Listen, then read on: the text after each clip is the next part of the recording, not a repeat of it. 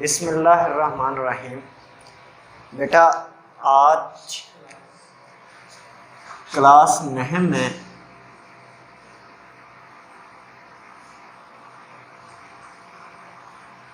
Monday को जो हम आज लेक्चर डिस्कस कर रहे हैं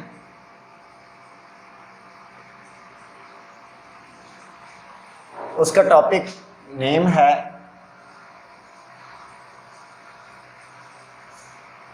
फर्स्ट चैप्टर के न्यूमेरिकल्स चैप्टर नंबर 1 के। तो सबसे पहले हम क्वेश्चन नंबर 1 सॉल्व करेंगे।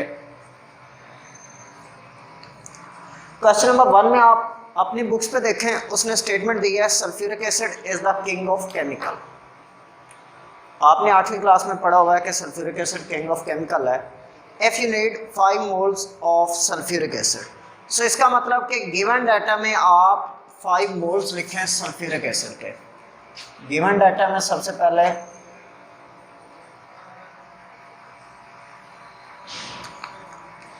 मोल्स ऑफ सल्फ्यूरिक एसिड,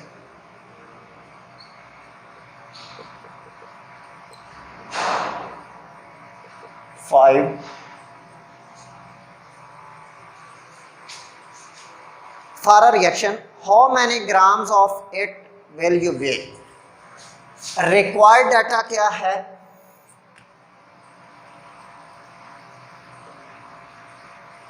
जो आपने कैलकुलेट करना है mass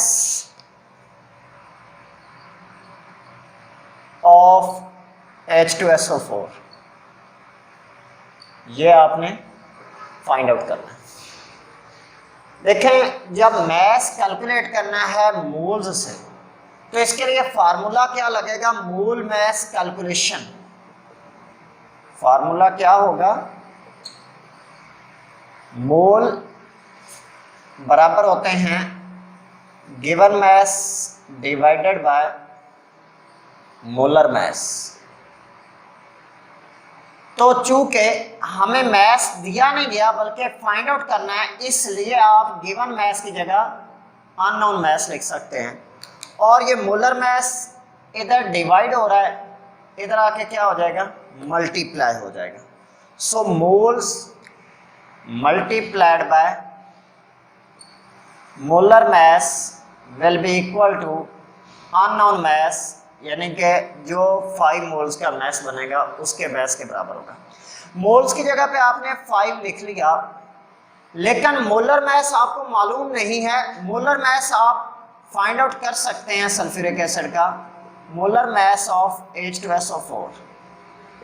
देखें, अगर आपको याद हो, मैंने आपको बताया था कि mass of 1 atom 1 multiplied by number of atom 2 जमा मैस ऑफ 1 एटम सल्फर के एक एटम का मैस कितना होता है? 32 मल्टीप्लाइड बाय इट्स एटम्स 1 है, plus mass of 1 oxygen atom है 16 multiplied by number of atom 4। तो 2 एक बार 2 जमा 32 एक बार 32 जमा 16 4 बार 64, 4 2 6 8 2 8 98 ग्राम पर मोल। ये इसका मोलर मैस है। वो यहाँ पे आप पुट करें 98, तो ये अननोन मैस के बराबर हो जाएगा। अननोन मैस किसके बराबर हो गया? 5 8 बार 40 0 4 से 5 9 बार 45 और 4 49, 490 ग्राम होगा अननोन मैस। सो रिजल्ट क्या निकला कि जो हमारे पास 10 मोल्स सल्फ्यूरिक एसिड होगा, सॉरी 5 मोल्स है, 5 मोल्स सल्फ्यूरिक एसिड का मैस कितना होगा? 490 ग्राम होगा। ये आपका पहला न्यूमेरिकल था। नेक्स्ट हमारे पास सेकंड न्यूमेरिकल की तरफ हमने मूव करना है। तो यहाँ पे मैं ज़रा क्रॉस लाइन लगा देता हूँ ताकि आप लोगों को परेशानी ना बने। क्वेश्चन नंबर 2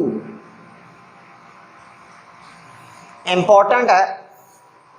कैलकुलेट, हमने इसमें क्या करने होंगे? Number of ions. But given क्या है? Calcium carbonate is insoluble in water. ये याद रखना, नॉलेज की बात है कि कैल्शियम कार्बोनेट इनसॉल्युबल होता है पानी के अंदर। If you have 40 gram of it, so given data में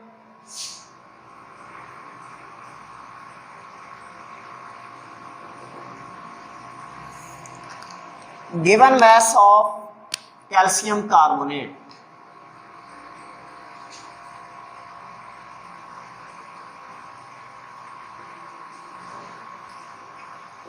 (40 grams),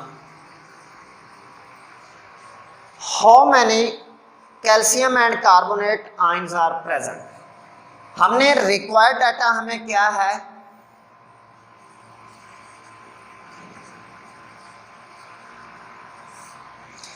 number of calcium ions,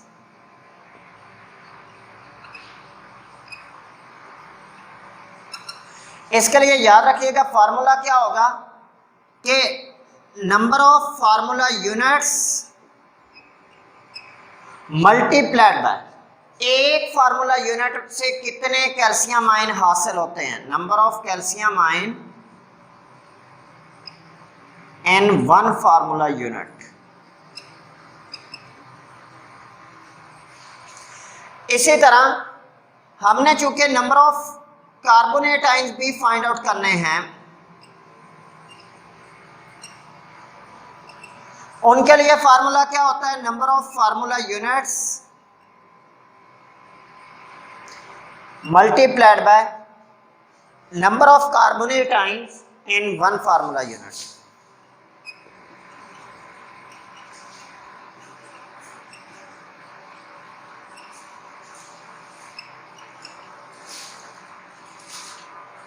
तो देखें, हम बैलेंस केमिकल इक्वेशन अगर इसकी देखें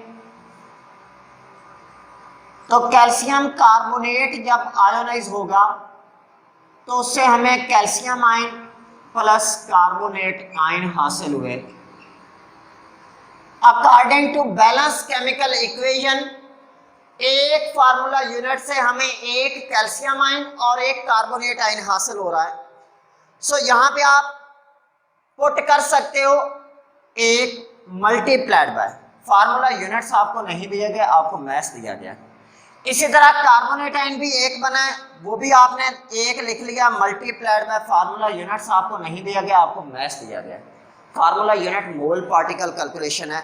सो number of formula units find out करने के लिए फार्मूला जो लगाओगे आप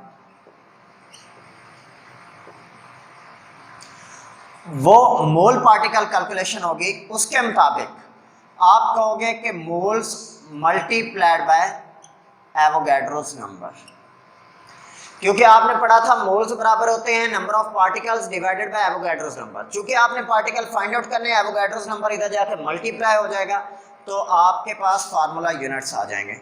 सो number of formula units will be equal to, moles आपको फाइंड आउट करने पड़ेंगे लेकिन एवोगैड्रोस नंबर कांस्टेंट है, आपने पुट किया 6.02 ज़रब 10 की ताकत 23 ज़रब कितने मोल्स हैं, आपको मोल्स गिवन नहीं हैं, मोल्स आपने फाइंड आउट करने हैं। सो मोल्स कैसे फाइंड आउट हो सकते हैं, चूंकि मैथ दिया गया है, मोल मैथ कैलकुलेशन से मोल्स बराबर होंगे given math divided by molar math. Given math कितना है 40 ग्राम, मोलर मैथ आपको नहीं दिया गया लेकिन आप फाइंड आउट कर सकते हो molar math of calcium carbonate.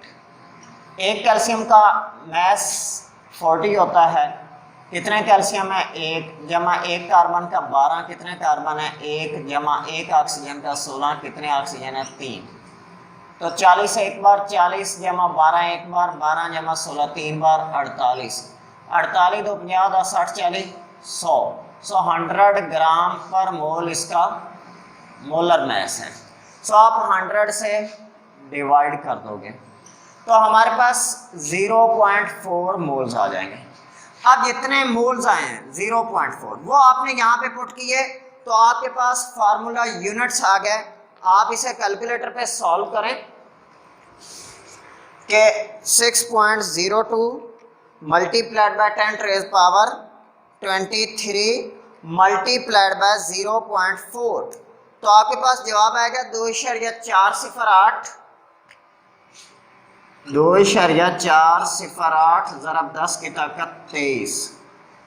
जितने फार्मूला यूनिट्स आए हैं उनको यहाँ पे पुट करो, 2.408 ज़रब 10 की ताकत 23। तो आपके पास यही एज सच जवाब आ जाएगा 2.408 ज़रब 10 की ताकत 23। इसी तरह यहाँ पे भी नंबर ऑफ फार्मूला यूनिट्स की जगह पे ये पुट करो 2.408 ज़रब 10 की ताकत 23। तो आपके पास यही एज सच जवाब आएगा कि 2.408 ज़रब 10 की ताकत 23। सो ये नंबर ऑफ कार्बोनेट आयंस होंगे और ये हमारे पास नंबर ऑफ कैल्शियम आयन हो गया। आपको बेटा 40 ग्राम सिर्फ मैथ दिया हुआ था, उससे आपने मोलर मैथ फाइंड आउट किया, उससे मोल्स फाइंड आउट कर लिए, जितने मोल्स आए उनको मल्टीप्लाई किया एवोगैड्रोस नंबर से, फार्मूला यूनिट्स आ गए, जितने फार्मूला यूनिट्स आए हैं उनको एक फार्मूला यूनिट की वजह से कैल्शियम आयन जितने बनते हैं उनसे मल्टीप्लाई किया तो कैल्शियम आयन आ गए। इसी तरह जितने फार्मूला यूनिट्स आए थे उनको एक फार्मूला यूनिट में से जितने कार्बोनेट आयन बनते हैं उनके साथ मल्टीप्लाई किया तो आपके पास नंबर ऑफ कार्बोनेट आयन भी आ गया। यही आपका सेकंड क्वेश्चन था। Next one is third question.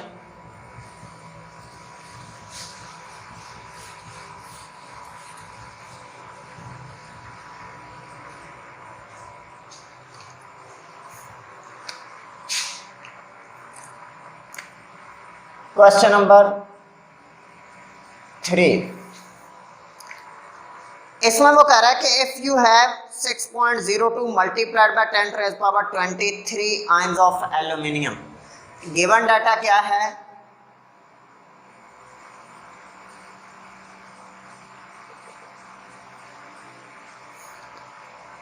Number of aluminium ions,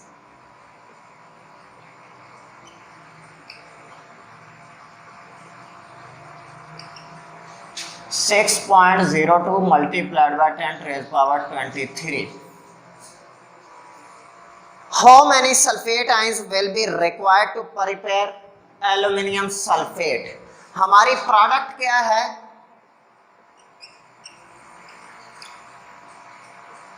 Al2SO4 thrice. हमने फाइंड आउट क्या करना है? जो रिक्वायर्ड डाटा है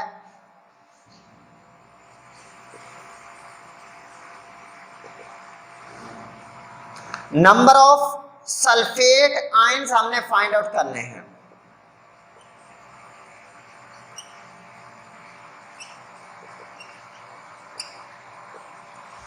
इसके लिए हम अकॉर्डिंग टू फार्मूला कहेंगे कि 2 एल्यूमिनियम के आयंस अगर हों तो उसके लिए 3 सल्फेट के आयन चाहिए होते हैं। आप सॉल्यूशन की तरफ जाएं तो आप क्या लिखेंगे?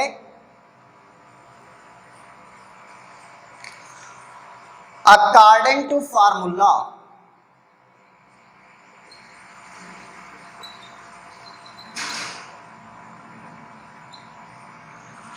टू एल्यूमिनियम आयंस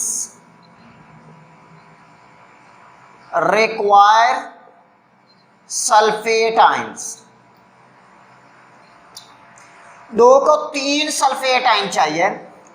इसका मतलब कि एक एल्यूमिनियम आयन अगर हो तो उसके लिए सल्फेट आयंस कितने दरकार होंगे?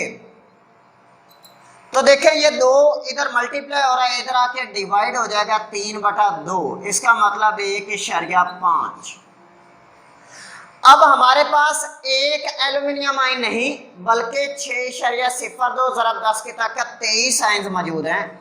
सो 6.02 ज़रब 10 की ताकत 23 aluminium ions require sulphate ions.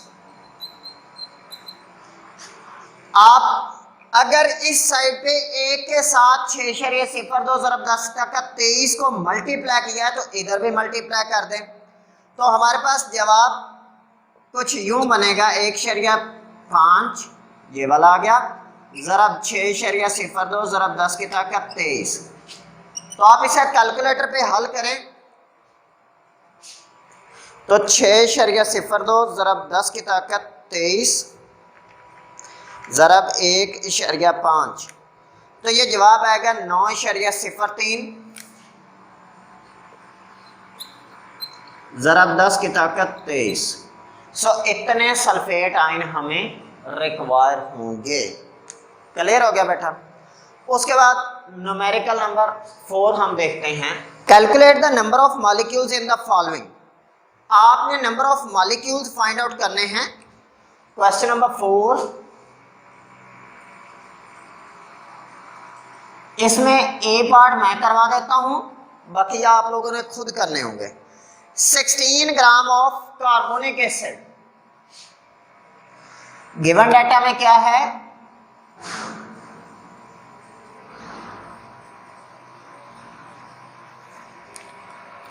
Given mass of H2CO3 16 gram. Required data क्या है,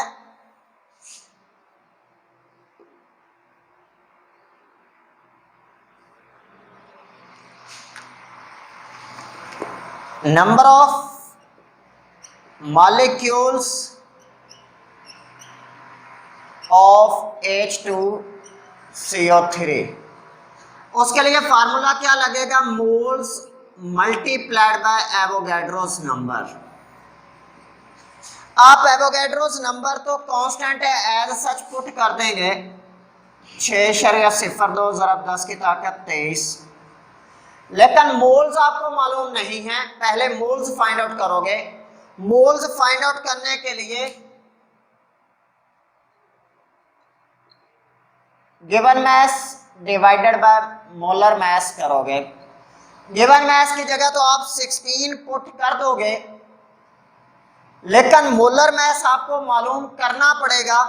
so molar mass of H2CO3, एक हाइड्रोजन का atomic mass 1 multiplied by number of hydrogen atom 2 जमा एक कार्बन का 12, कितने कार्बन है 1, जमा एक ऑक्सीजन का 16, कितने ऑक्सीजन है 3, तो 2 एक बार 2 जमा 12 एक बार 12 जमा 16 3 बार 48, 48 तो 50 50 2 52 तो 10 62 62 ग्राम पर मोल आ जाएगा। ओके, सो अब आप यहां पे 62 पुट कर दें, तो आप 16 डिवाइडेड बाय 62 करें, आपके पास 0.258